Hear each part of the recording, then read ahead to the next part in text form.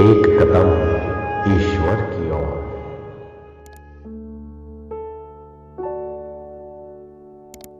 निर्वाण प्रकरण उत्तरार्ध 64वां सर्ग। वशिष्ठ जी के प्रश्न करने पर विद्याधरी द्वारा विस्तार के साथ वैराग्य पर्यंत अपने घर में जन्म आदि का निरूपण।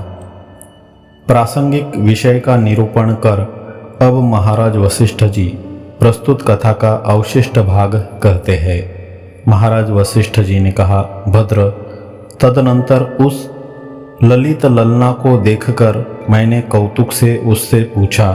उसके नेत्र कमल के सदृश उल्लास से भरे थे और कटाक्ष मालाओं से मालती माला के सदृश भले लगते थे। कमल के गर्भ के सदृश कोमल तथा सुंदर रूप वाली है ललने, तुम कौन हो? मेरे पास क्यों आई हो? तुम किसकी लड़की और किसकी भार्या हो? क्या चाहती हो? कहाँ जी रही हो? तुम कहाँ की रहने वाली हो? विद्याधरी ने कहा, हे मुने, आप सुनिए, मैं अपना वृत्तांत जैसा है वैसा आपसे कहती हूँ। यद्यपि एकांत में परस्त्री से संभाषण नहीं करना चाहिए, तथापि दुख शांति के लिए प्रार्थना करने वाली मुझसे तो आप एकांत में दया से पूछ सकते हैं, क्योंकि दुखियों को आश्वासन देना सज्जनों का धर्म है। पहले अपने घर को बतलाने के लिए उपक्रम करती है। महाराज, प्रकाश रूप चिदाकाश के कोश के किसी एक कोने में कोई यह आपका जगत रूपी घर स्थित है। इस आपके जगत रूपी घर के अंदर पाताल, भूतल और स्वर्ग, ये तीन घर के अंदर के प्रकोष्ठ है। इन तीनों प्रकोष्ठों में हिरण्यगर्भ के आकार में स्थित माया ने चित्र विचित्र कल्पना रूप एक कुमारिका अर्थात गृह स्वामिनी का क्रीडार्थ निर्माण किया है। उन तीनों में जो भूतल है वह कंकणों के सदृश द्वीपों और समुद्रों से वलित है, यानी चारों ओर से घिरा हुआ है। इसलिए उनके रंग से पाटल वर्ण का बना हुआ उन्नत वह जगत लक्ष्मी का करमूल एक तरह से बनकर स्थित है। सातों द्वीप और समुद्रों के अंत में चारों ओर से 10,000 योजन तक लंबी चौड़ी सुवर्णमयी पृथ्वी स्थित है। उसी पृथ्वी का वर्णन करते हैं। महाराज, यह पृथ्वी बड़ी ही विचित्र है। यह रात में भी स्वयं प्रकाशती रहती है, यानी इसमें रात को भी प्रकाश के लिए किसी अन्य वस्तु की आवश्यकता नहीं होती। इसमें सभी तरह की इच्छाएं सफल हो जाती है। आकाश के सदृश यह निर्मल है। इसमें चिंतामणियों की अधिकता काफ़ी है। धूलि का तो इसमें नाम निशान नहीं है। अपनी अपूर्व छटा से इसने स्वर्गादि लोकों को भी तुच्छ बना दिया है। यह अप्सराओं को साथ लिए हुए देवताओं एवं सिद्धों की लीला विहार भूमि है। जो ही केवल संकल्प किया त्यों ही सब तरह के भोग प्राप्त हो गए। इसलिए अर्थात संकल्प मात्र से सब तरह का भोग दिलाने वाली होने के कारण वह अत्यंत सुंदर है। उस मही के अंत में अर्थात बाहरी प्रांत में एक लोकालोक नाम का अत्यंत विख्यात पर्वत है। जगत लक्ष्मी के उन्नत कर मूलभूत इस भूपीठ को उसने कंकण के सदृश चारों ओर से घेर दिया है। अब उस पर्वत का वर्णन करती है। भगवान, यह पर्वत कहीं पर तो मूढ़मती पुरुषों के अंतकरण के सदृश सदा अंधकार से व्याप्त है और कहीं पर तो सात्विक पुरुषों के अंतकरण के सदृश सदा प्रकाशमय है। जैसे सज्जनों की संगति आह्लाद को पैदा करती है, वैसे ही यह कहीं पर अत्यंत ही आह्लाद को पैदा करता है, तथा जैसे मूर्खों के साथ का समागम उद्वेग पैदा करता है, वैसे ही यह कहीं पर उद्वेग को भी पैदा करने वाला है। बुद्धिमान पुरुषों के मन में जैसे सभी अर्थ विस्पष्ट रहते हैं, वैसे ही इसमें कहीं पर तो सभी अर्थ विस्पष्ट है और कहीं पर तो यह इतना अति गहन है जैसे मूर्ख श्रोत्रिय पुरुष का चित्त है। कहीं पर तो इसमें चंद्रमा की किरणें ही जाने नहीं पाती, कहीं पर सूर्य की ही किरणें नहीं जाने पाती, कहीं पर तो इसमें मनुष्य भरे पड़े हैं और कहीं पर इसकी दिशाएं जनों से एकदम शून्य है। कहीं पर तो देवताओं के नगर है, कहीं पर दैत्यों के बड़े बड़े नगर विद्यमान हैं, कहीं पर पाताल के सदृश गहरा है, यानी वहाँ प्रवेश ही होना कठिन है, तो कहीं पर अपने शिखरों से उन्नत कंधा किए हुए है, कहीं पर तो उसके गड्ढों में गीध घूम रहे हैं, कहीं पर तो समान भूभाग के कारण बड़ा ही लुभावना लगता है, कहीं पर तो उसके भीतरी भाग पर शिखर की चोटी से आक्रांत ब्रह्मा जी का नगर बसा है, कहीं पर तो उसमें जनों से शून्य बड़े बड़े जंगल है, कहीं पर कल्पांत की वायु बह रही है, कहीं पर फुलवारियों में विद्याधरियों के गान हो रहे हैं, कहीं पर पाताल के सदृश अत्यंत गहरी गुफाओं में कुंभंड पिशाचों का वास होने के कारण बड़ा भयंकर है, कहीं पर नंदनवन के दूसरे भाई के सदृश सुंदर मुनि के आश्रमों से बड़ा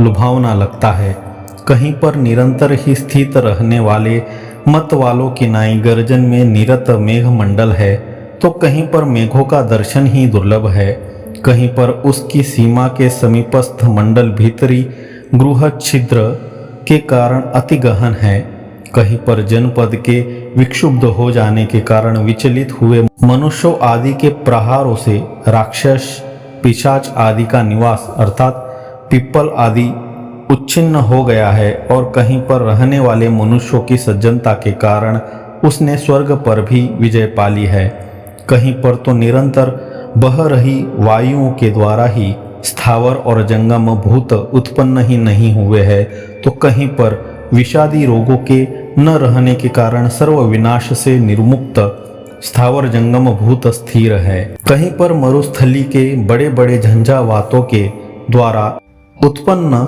झंकार ध्वनि से महान भयंकर लगता है, तो कहीं पर वह कमल युक्त तालाबों में कल कल ध्वनि कर रहे सारसों के कारण मनोरम है, कहीं पर जलों का सुंदर विलास है, कहीं पर मेघों के गर्जन से घर घर ध्वनि युक्त है, और कहीं पर प्रमत्त अप्सराओं के दोला विलासों से काम पैदा करने वाला है, कहीं पर उसके दिशा तट पिशाचों एवं कुंभांडों से वेष्टित होने के कारण स्तब्ध है, और कहीं पर तो उसके नदी तट पर विद्याधरी और सिद्ध नृत्य कर रहे हैं, गीत गा रहे हैं, कहीं पर बरस रहे मेघों की नदी रूप बाहुओं से उसका कुछ तटभाग तोड़ दिए जाने के कारण भयावह लगता है, तो कहीं पर निरंतर चलने वाली वायु के द्वारा लाए गए अनेक मेघरूप सुंदर वस्त्रों के कारण भला ही लगता है, कहीं पर अपने कोश रूपी मुख पर स्थित भ्रमरभूत नेत्रों से ध्यान कर रही कमलिनियों का समूह भरा पड़ा है, तो कहीं पर अप्सराओं और सिद्धों की रमणियों की दांतों को सुशोभित करने वाले तांबूलों का वन अति रमणीय लगता है, कहीं पर तप रहे सूर्य और जनता के आचरण से सुंदर है, तो कहीं पर रात के अंधकार रूप घर में मत्त निशाचर नृत्य कर रहे हैं, अतएव विभत्स भी है, कहीं पर उत्पन्न हो रहे बड़े बड़े उत्पातों के कारण उसकी भूमि मनुष्यों के विनाश से भयप्रद है, तो कहीं पर उत्तम राज्य संपत्ति से बसाए जा रहे नगरों के कारण हर्षप्रद भी है, कहीं पर अत्यंत शून्य ही है, कहीं पर जनपदों से आक्रांत है, कहीं पर जलपूर्ण महाद्वंद्वों के कारण गंभीर है, तो कहीं पर शुष्क पातालों के कारण भीषण है, कहीं पर उसमें बड़े बड़े कल्पतरु वृक्ष है, कहीं पर वह जल रहित है, कहीं पर चलने फिरने वाले प्राणी भरे पड़े हैं, कहीं पर बड़े बड़े हाथियों के झुंड है, कहीं पर प्रमत्त सिंह वानर आदि है, कहीं पर तो प्राणियों से शून्य होकर ही व्यर्थ का उन्नत बना है, कहीं पर लंबी मरुभूमि ही पड़ी है, कहीं पर करंज वृक्षों के कारण वह अति गहन है, कहीं पर ताल के ही बड़े बड़े वन उसमें विद्यमान हैं, कहीं पर उसमें आकाश के सदृश निर्मल और विस्तृत बड़े बड़े सरोवर है, कहीं पर महामरुस्थल है, तो कहीं पर निरंतर उड़ रही धूलि से वह पूर्ण है। कहीं पर तो उसमें ऐसे अरण्य हैं कि उनमें 12 मासों की ऋतु रहती है, यानी एक साथ सभी ऋतुओं का उनमें आनंद मिलता है। अधिक क्या कहूँ महाराज, उसके शिखरों पर ऐसी रत्नमयी बड़ी बड़ी शिलाएं हैं जो कि छोटे छोटे पर्वतों के समान, यानी सह्य, मलय आदि पर्वतों के सदृश लगती है। उनको देखकर सुस्थिर मेघ का ही स्मरण हो उठता है और वे एकदम आकाश के सदृश निर्मल है। हे मुने, क्षीर सागर और सूर्य के सदृश गौर वर्ण उन शिखरस्थ शिलाओं के ऊपर पुत्र पौत्र आदि परिवार के साथ सिंह, वानर आदि ऐसे रात दिन विश्राम करते हैं जैसे जंगल के बड़े वृक्षों की शाखाओं पर। भगवान, उन शिलाओं के मध्य में उस पर्वत के उत्तर दिशा के भाग में पूर्व दिशा की ओर स्थित शिखर की जो शिला है उसके अंदर में निवास करती हूँ। विनष्ट न होने वाले वज्रसार मणि के सदृश उसका अविनाशी त्वचा भाग है। हे मुने, हमको नियति ने ही बांध दिया है जिससे कि मैं उस पत्थर के यंत्र में बस रही हूँ। मैं मानती हूँ कि इस प्रकार उसमें रहते रहते मेरे असंख्य युग समूह बीत चुके। अब किसकी स्त्री हो इत्यादि प्रश्नों का उत्तर देने के लिए उपक्रम करती है। न केवल मैं ही ऐसी हूँ, किंतु सब तरह से भरण पोषण करने वाला मेरा पति भी उसमें उस प्रकार बद्ध हो गया है जिस प्रकार भ्रमर कमल की कली में। उस शिला के कोटर के संकट में फंसकर मैंने उस अपने पति के साथ दीर्घ काल तक अनुभव किया और अनेक वर्ष व्यतीत किए।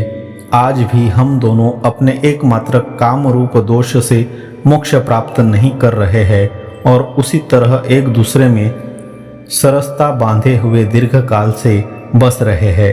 महाराज, उस पाषाण के संकट में हम दोनों ही बद्ध नहीं हैं, किंतु हम लोगों का पुत्र पौत्र आदि परिवार भी उसमें पूर्ण रूप से बंधा हुआ है। भगवान, उसमें बंधा हुआ मेरा पति द्विज कुलोत्पन्न और बड़ा ही प्राचीन पुरुष है। वह यद्यपि सैकड़ों वर्षों से जी रहा है तथापि अपने आसन से उठता ही नहीं। मेरे पति बाल्यकाल से ही ब्रह्मचारी है, अपने वेदाध्ययन में परायण रहते हैं, अन्यों को पढ़ाते हैं, आलसी है, उनका व्यवहार बड़ा ही कोमल है, उनमें इंद्रियों की चंचलता का नाम निशान नहीं है, एकांत में ही सदा रहते हैं। हे वेदवेत्ताओं में श्रेष्ठ, ऐसे पुरुष की मैं पत्नी बड़ी ही व्यसनिनी हूँ। एक क्षण मात्र भी उसके बिना देह धारण में शक्ति नहीं रखती। ब्रह्मन, आप सुनिए, उन्होंने मुझको भार्य रूप में कैसे प्राप्त किया और हम लोगों का यह स्वाभाविक प्रेम कैसे बढ़ा। भगवान, पहले की बात है, जिस समय उत्पन्न हुए मेरे स्वामी की अभी बाल्यावस्था ही थी। कुछ ज्ञान भी उनको था, वे सज्जन थे, अपने निर्मल स्थान में अकेले ही रहते थे। उस समय उन्होंने विचार किया, मैं जैसे स्वधनिष्ठ हूँ वैसी ही अनुरूप मेरी भार्या कैसे उत्पन्न हो सकती है। यों दीर्घकाल तक विचार करके उन्होंने कुछ निश्चय किया। फिर हे कमल के सदृश नेत्रों वाले मुने, उस मेरे पति ने स्वयं ही अनिंदित अंगों वाली मेरा ऐसे निर्माण किया जैसे निर्मल ज्योत्सना का चंद्रमा करता है। अनंतर अपने पति के द्वारा मन से निर्मित अतएव मानसी भार्या मैं मंदार वृक्ष की लता के समान उत्तम सौंदर्य से पूर्ण ऐसे वृद्धि को प्राप्त होने लगी जैसे वसंत में पुष्प मंजरी। मैंने साथ साथ उत्पन्न हुए उत्तमोत्तम वस्त्र धारण किए। सभी प्राणियों के चित्त मेरी ओर आकृष्ट होने लगे। मेरा बदन पूर्ण चंद्रबिंब के सदृश अत्यंत ही मनोरम हो गया। मैं निर्मल तारों से युक्त आकाश के सदृश चमकदार क्रमशः बन गई। फूलों के मुकुलों के सदृश उन्नत स्तनों वाली मैं समग्र गुणों से धीरे धीरे ऐसे सुशोभित होने लगी जैसे पल्लव रूप कर से युक्त लतावर श्रेष्ठ वन से सुशोभित होने लगती है। मैं सदा ही सभी तरह के जंतुओं के हृदयों का अपहरण करने वाली हो गई। हिरण के जैसे बड़े बड़े नेत्रों वाली मुझे देखकर कामदेव को भी मुझसे उन्माद होने लग गया। मैं निरंतर केवल लीला विलासों में ही निरत रहने लगी। कौतुक से तिरछे कटाक्ष मेरे होने लगे। मैं सदा गान और वाद्य में प्रेम करने लगी, भोगों से कभी तृप्त न हुई। मेरा दिन पर दिन भोगों में अनुराग बढ़ता ही गया। मैं अपने उत्तम भाग्य को ही मुख्य भोग समझने लगी। समदर्शी अपने पति के मन से उत्पादित अर्थात मन की कल्पना रूप मैं लक्ष्मी अलक्ष्मी दोनों की मानो प्रिय सखी बन गई, यानी मैं भी संपत्ति और विपत्ति में एक रूप रहती हूँ।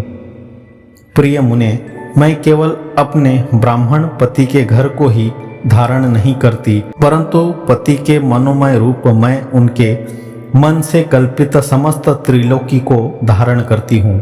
मुनिवर, मैं पुत्र पौत्र आदि से कुल को बढ़ाने वाली भार्या हूँ। मैं पोष्य वर्ग का पालन करती हूँ और मुझ में त्रिलोकी रूप घर की सर्वविध सामग्री के भार को ढोने की पूर्ण सामर्थ्य है। तदनंतर मैं पूर्ण युवती हो गई। मेरे वक्षस्थल पर महान उन्नत स्तन हो आए। अब मैं अपने विलास रूप रस से ऐसे शोभित हूँ जैसे उल्लसित हो रहे फल पुष्पों के गुच्छों से लता। मेरे पतिदेव तो दीर्घसूत्री अर्थात आलसी, स्वाध्याय में निरत और बड़े तपस्वी है। किसी अज्ञात अपेक्षा से आज तक भी इस गुण संपन्न रमणी के साथ उन्होंने विवाह नहीं किया। महाराज, मैं अधिक क्या कहूँ। पति के साथ मैं यौवन से प्राप्त हुए भोग विलास की इच्छा रखती हूँ, यानी अपने मनोरथ से ही उन्हें पति मान चुकी हूँ। इसलिए उनको भोगों के व्यसन से रहित देखकर मैं ऐसे जल रही हूँ जैसे अग्नि में कमलिनी। मैं शीत पवन के कारण चंचल हुई कमलिनियों में भी रात दिन ऐसे अंगदाह का अनुभव करती हूँ जैसे कि राख आदि को हटाकर तेज किए गए अंगारों के स्थानों में कुसुमों की वृष्टियों से पूर्ण समस्त उद्यान भूमि भी मुझे तपी हुई बालू से युक्त शून्य मरुभूमि ही प्रतीत होती है। महाराज, जल कल्लोल कहलार और कमलों के ढेर से कोमल स्पर्श युक्त एवं सारस पक्षियों की मधुर ध्वनि से सरस तालाब भी मुझे नीरस लग रहे हैं।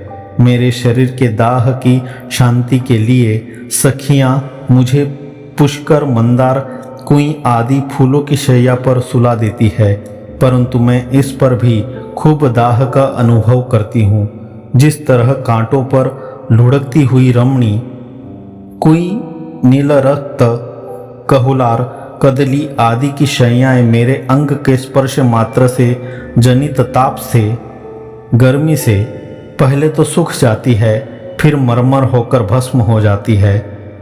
ब्रह्मन, जो पदार्थ सुंदर उचित स्वादु विचित्र और मनोहर है, उन्हें देखकर मैं अपने भीतर से अश्रुपूर्ण नेत्र हो जाती हूँ। मेरी वे बड़ी बड़ी आंखें आंसुओं से भर जाती है। मुनिवर, काम रूपी अग्नि से संतप्त मेरे नयनाश्रु छम छम शब्द पूर्वक कमलोत्पल्लों की पंक्तियों के ऊपर गिरकर उनके भीतर प्रविष्ट हो जाते हैं और अपने ताप से उन्हें सुखाकर स्वयं भी सूख जाते हैं। उद्यान भागों में सखियों द्वारा कदली कंदली आदि के कंधों पर विरचित हिंडोलों पर दोलन लीला से जब मैं झुलाई जाती हूँ, तब मैं लज्जा से मुख छिपाकर रोती हूँ। हिमकणों के निकर से संकीर्ण केले के पत्तों से बनाए गए मंडप को मैं गर्मी उगलने वाले खैर के अंगार के सदृश भीषण ही देखती हूँ। कमलिनी के नाल रूप हिंडोले पर जब मैं सारस के साथ सारसी को देखती हूँ, तब मैं दीन वदन होकर अपने यौवन की निंदा करती हूँ। मैं रम्य पदार्थ में रोती हूँ। मध्यवर्ती अर्थात न रम्य और न अरम्य ऐसे बीच के पदार्थ में सौम्य हो जाती हूँ। अरम्य प्रसंग में यानी मूर्छा जड़ता आदि अवस्था में प्रसन्न रहती हूँ, क्योंकि उस समय दीन हुई मैं क्या हूँ यह नहीं जानती। उस स्थिति में अहंकार का विलय हो जाने से उसका दुख जाना नहीं जा सकता। हे मुने, प्रत्येक दिशा में कुंद, मंदार, कुमुद और हिम मैंने कामाग्नि से दग्ध हुए जीवों के राख के सदृश ही देखे। भगवान अत्यंत नील वर्ण तमाल के कोमल पल्लव, 20 तंतुओं की लता, नील रक्त कमल, कल्हार, कुंद, कदली पत्र और मालती के फूलों की बनाई गई शैयाओं को अंगों के संचालन से सुखा रही मैंने अपने यौवन के अनेक दिन निरर्थक ही गंवा दिए। 64वां सर्ग समाप्त।